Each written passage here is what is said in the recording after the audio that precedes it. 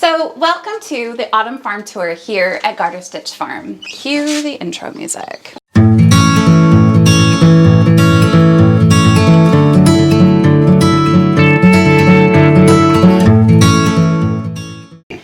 One of the things that we wanted to do as part of the Homesteaders Annual, which is our new online community and course, as well as just more generally, is capture what the farm looks like throughout the seasons. The things we're harvesting and doing, who we're milking, what we're doing with all of that milk, and just generally how the farm looks and feels throughout the seasons. The biggest area of production this time of year is our polytunnel, and it is just a sort of grocery store levels of cucumber and tomato production, and lots of kale. So come on in, I'll give you a tour. It is pretty warm in here today.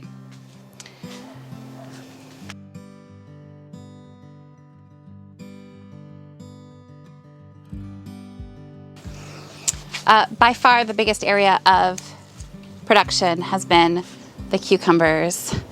We have so many glorious, glorious cucumbers.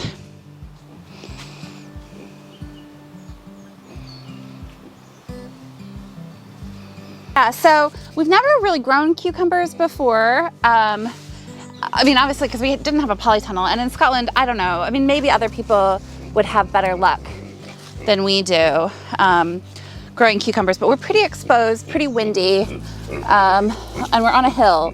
So never grown them outside, but we are churning them out here in the polytunnel.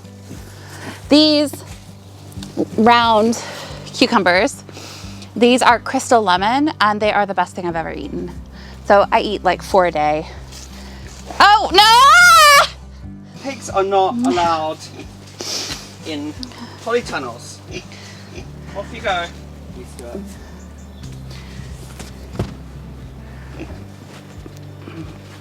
Oh, and she's just gonna take a nap. Hot pig. Yeah, so we're growing loads of pickling cucumbers. Growing loads of pickling cucumbers as well. There's always a few that I miss. I like to harvest them a little bit smaller than this to fit in my pickling jars. But I have a small child, Georgia, who is probably the only human ever that loves cucumbers more than I do. Oh, by the way, top tip, those crystal lemon cucumbers are amazing in gin. We are also growing basil or basil. These are tomatillos that aren't quite ready, but they're not far off. These are the little paper balloons. Yeah, that's one that is a ready one. They're good for salsa. We love salsa. Last year, our tomatoes were amazing, and we harvested, I don't know, at least 100 pounds of tomatoes. This year, it's not been as good, partially because of the varieties I picked. Back here, these are a paste tomato. They're an Italian kind whose name I can't remember, and they just have been a total fail. Producing too much green, not enough fruit.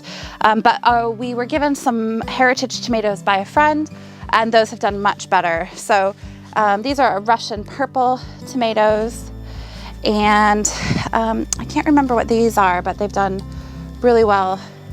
They're very juicy. They're very juicy. And they're nice and tart.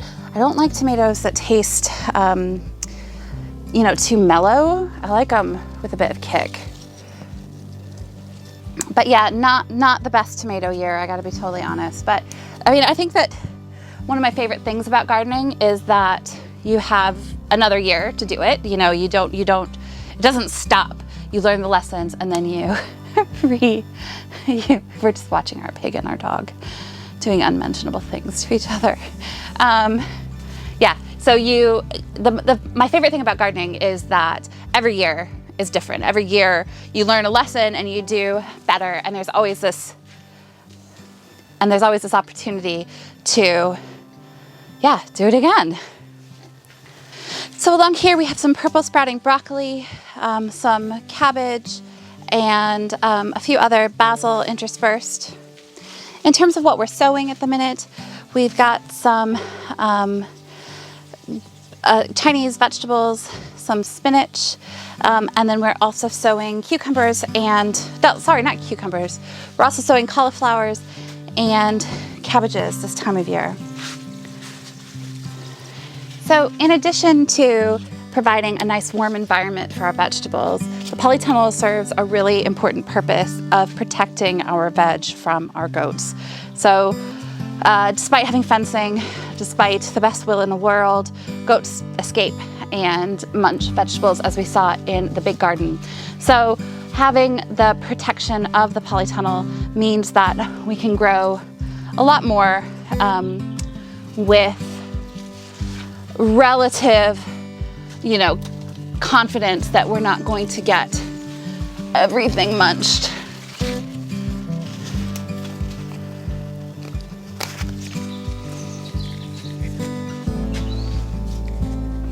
All right, let me just get some tomatoes as well over here while I'm here.